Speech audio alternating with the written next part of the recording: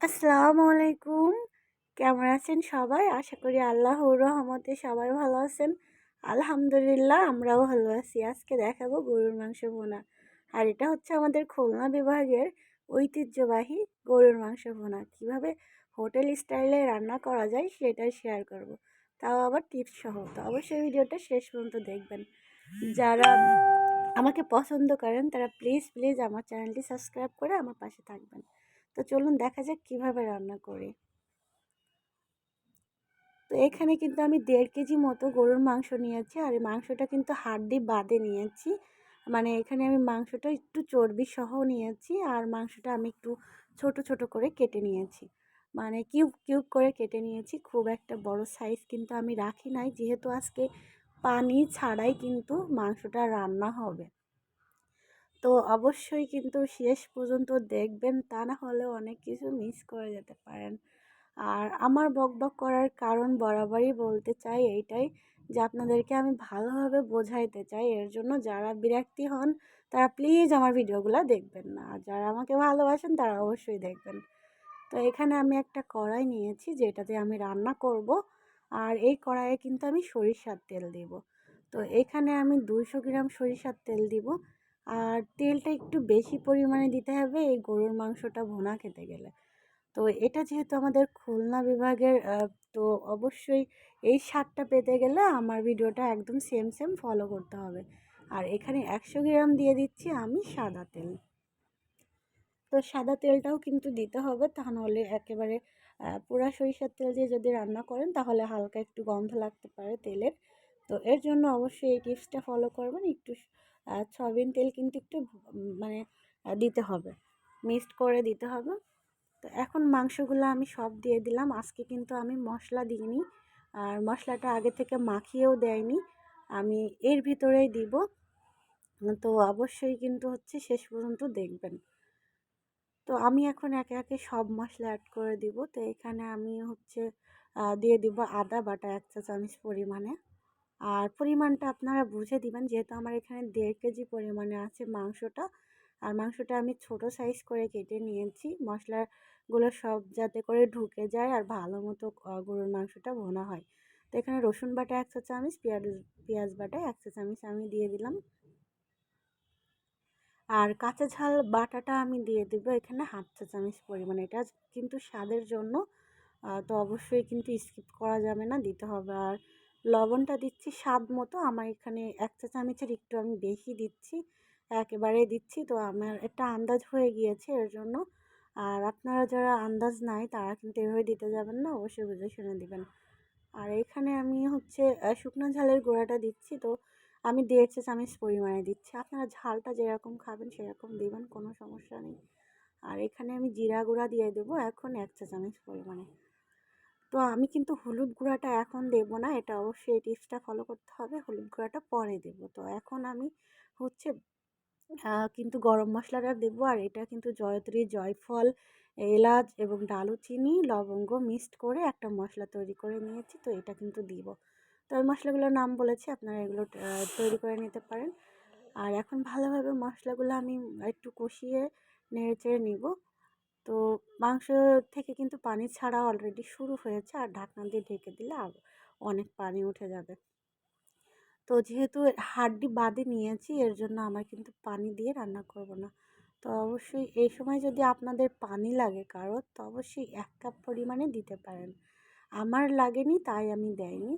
তো আমি ঢাকনা দিয়ে ঢেকে 5 মিনিট অপেক্ষা করলাম, আর 5 মিনিট পরে দেখুন অনেক পানি ছেড়েছে মাংস থেকে, কারণ মাংসটা আমি মাত্রই ধুয়ে নিয়েছিলাম এর জন্য। তো আপনারা যদি অনেকক্ষণ মাংস ধোয়া থাকে তাহলে কিন্তু আবার পানিটা উঠতে চায় না। এর জন্য আপনারা চায়ের কাপে মেপে 1 কাপ পরিমাণে পানি এখানে ইউজ করতে পারেন। আমার কিন্তু লাগেনি তাই আমি দিচ্ছি না। তো আপনাদের লাগলে আপনারা নেবেন। আবারও আমি ঢাকনা দিয়ে ঢেকে আরও 5 মিনিট রান্না করে নেব। আর এইভাবে প্রত্যেকবার কিন্তু নেড়ে ছেড়ে দিতে হবে, আর ঢাকনা দিয়ে ঢেকে রাখতে হবে। ঢাকনা দিয়ে ঢেকে ঢেকেই কিন্তু এই গরুর মাংসটা ভুনা করতে হবে, তাহলে কিন্তু অনেকটা স্বাদ হবে। মানে যে বাতাসটা, যে স্মেলটা বের হয়ে যাচ্ছে এটা কিন্তু ভিতরে থাকবে, মাংসগুলো অনেক টেস্টি হবে, অনেক স্বাদ হবে, আর সিদ্ধ হয়ে যাবে খুব অল্প সময়ের ভিতরে। আর এখন আমি দিয়ে দেব হলুদ গুঁড়া। তো আমার কিন্তু মাংসটা আধা সিদ্ধ হয়ে গিয়েছে, এর কারণে আমি এখন হলুদ গুঁড়া দিয়ে দিলাম। আগে থেকে দেয়নি, তার কারণ ছিল তলে থেকে লেগে যেত, ভালোভাবে মাংসটা কিন্তু কষানো যেত না। এই কারণে মাংসটা হাফ কষানো হয়ে গিয়েছে, যখন সিদ্ধ হয়ে গিয়েছে আমি তখন দিলাম। সবসময় চেষ্টা করি আপনাদেরকে ভালোভাবে বোঝানোর, ভালোভাবে বুঝিয়ে বলার, যাতে করে সবাই বুঝতে পারে আর সবাই ট্রাই করতে পারে। তো এর জন্য একটু বেশি বকবক করে ফেলি, তো অবশ্যই সবার কাছে সরি বলছি, কেউ কিছু মনে করবেন না।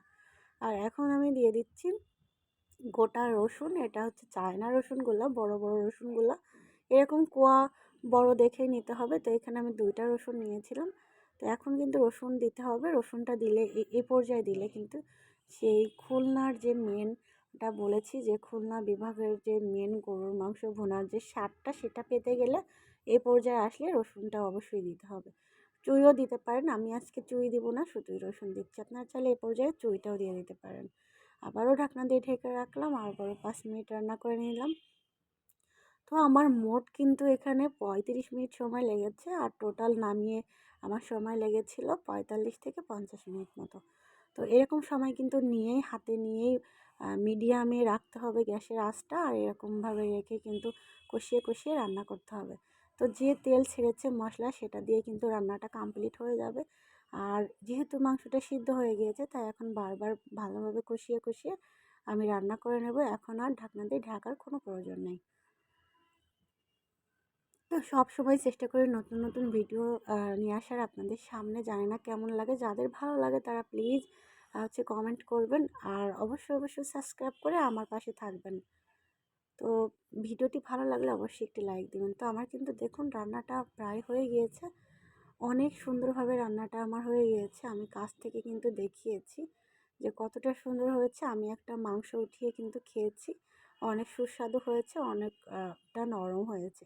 আপনারা এভাবে চাইলে কিন্তু 10 থেকে 15 মিনিট কষিয়ে কষিয়ে নামিয়ে নিতে পারেন, তাতে মাংসটা আরও একটু নরম হয়ে যাবে, যেরকমটা আমি করেছি। তো মাংসের কালারটাও কিন্তু চেঞ্জ হয়ে যাবে। তো আমি কিন্তু অনেকক্ষণ ধরে কষিয়ে কষিয়ে রান্না করেছি।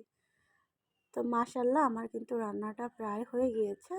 আর এটা আপনারা ভাত, রুটি, পরোটা সঙ্গে খেতে পারবেন, পোলাও ভাতের সঙ্গে খেতে পারবেন। অসম্ভব মজার হয় এই মাংস ভুনাটা। তো অবশ্যই জীবনে একবার হলেও আমার কথা শুনে ট্রাই করবেন, এইভাবে রান্নাটা করবেন, অনেক মজা পাবেন, অনেক স্বাদ হবে, অনেক ভালো লাগবে। যারা পুরানো আছেন আমার ভাই বোনেরা, যারা এতদিন ধরে আমাকে সাপোর্ট করেছেন, তাদেরকে অসংখ্য ধন্যবাদ। আর যারা নতুন আমার চ্যানেলে, তারা প্লিজ সাবস্ক্রাইব করে আমাকে সাপোর্ট করবেন, আমার পাশে থাকবেন। আর অবশ্যই অবশ্যই ভিডিও ভালো লাগলে একটি লাইক দিবেন।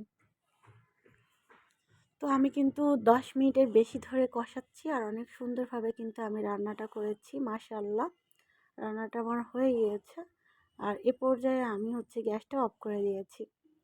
কালারটাও চেঞ্জ হয়ে গিয়েছে, একেবারে পুরো খয়েরি খয়েরি কালারটা হয়ে গিয়েছে।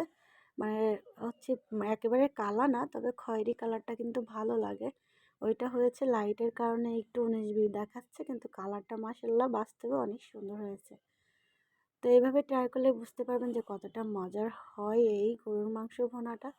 তো অবশ্যই আপনারা এটা খাসি দিয়েও করতে পারবেন। শুধু যে গরুর মাংস বলতে গরুর মাংস ভুনা করতে হবে এমন না, যে কোনো মাংস এভাবে ভুনা করে নিতে পারেন। তো সবাই ভালো থাকবেন আজ এ পর্যন্ত।